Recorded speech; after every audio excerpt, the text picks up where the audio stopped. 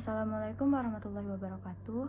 Perkenalkan, nama saya Vena Rahma. Saya dari Prodi Psikologi Islam semester 4. Di sini saya akan menjelaskan tentang konsep ajaran agama Buddha. Untuk memenuhi tugas saya pada mata kuliah perbandingan agama.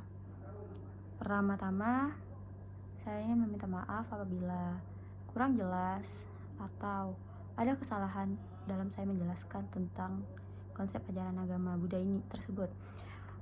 Karena di sini saya juga sama-sama belajar. Jadi, agama Buddha atau Buddhisme adalah sebuah agama berpaham non-teisme atau filsafat yang berasal dari bagian timur anak benua India dan berlandasan kepada ajaran Siddhartha Gautama. Penyebaran agama Buddha di India dimulai sejak abad ke-6 sebelum Masehi hingga abad ke-4 sebelum Masehi.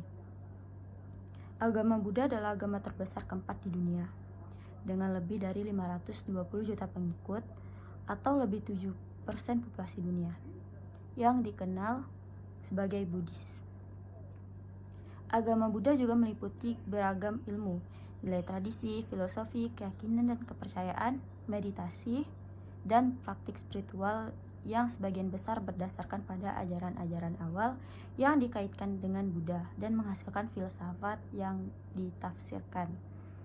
Agama Buddha lahir di India kuno sebagai suatu tradisi Sramana sekitar antara abad ke-6 sampai dengan 4 Masehi.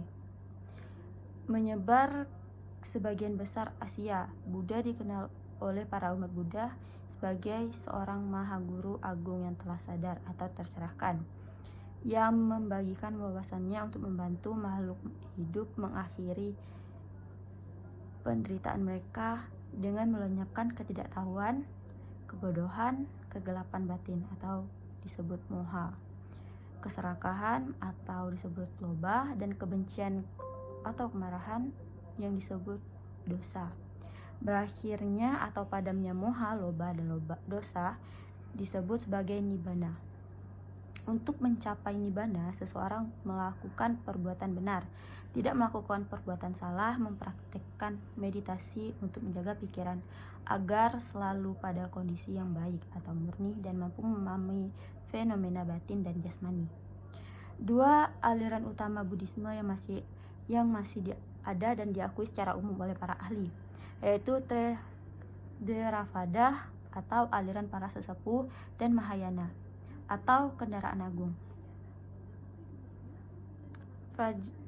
Vajrayana, suatu bentuk ajaran yang dihubungkan dengan Siddha India, dapat dianggap juga sebagai aliran ketiga atau hanya merupakan bagian dari Mahayana.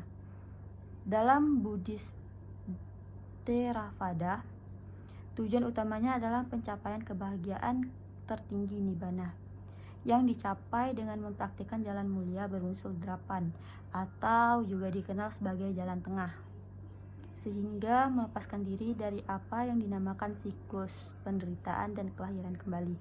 Buddhisme Mahayana sebaliknya beraspirasi untuk mencapai kebuddhaan melalui jalan Bodhisattva, suatu keadaan di mana seseorang tetap berada dalam siklus untuk membantu makhluk lainnya mencapai pencerahan.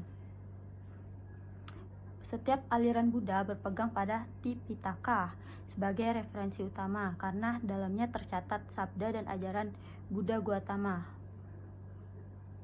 Pengikut-pengikutnya kemudian mencatat dan mengklasifikasikan ajarannya dalam 3 buku, yaitu Sutta Pitaka atau khotbah-khotbah Sang Buddha, dan Vinaya Pitaka atau peraturan atau tata tertib para bhikkhu, dan Abhidhamma Pitaka atau ajaran hukum, metafisika, dan psikologi.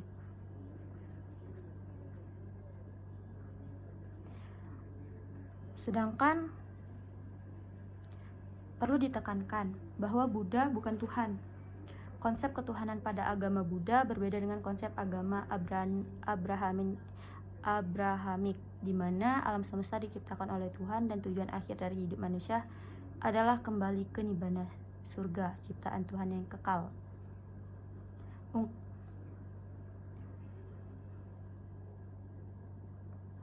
Ketuhanan yang Maha Esa dalam bahasa Pali adalah Ati Ajatang Abutang Akatang Asam Katang, yang artinya suatu yang tidak dilahirkan, tidak dijelmakan, tidak diciptakan, dan yang mutlak.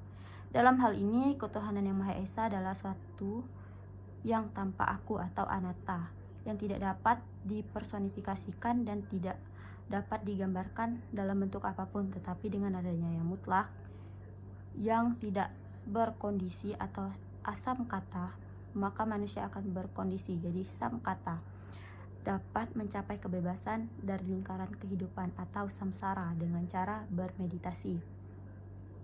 Di dalam agama Buddha, tujuan akhir hidup manusia adalah mencapai kebudahan atau anuttara samya sambodhi, atau pencerahan sejati di mana satu makhluk tidak perlu lagi mengalami proses tumimbal lahir. Untuk mencapai itu, pertolongan dan bantuan pihak lain tidak ada pengaruhnya.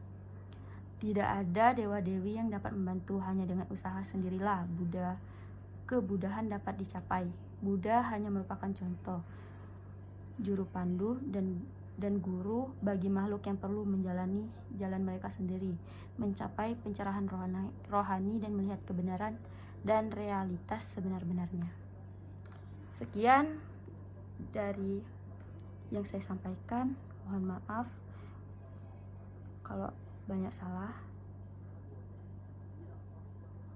Wassalamualaikum warahmatullahi wabarakatuh.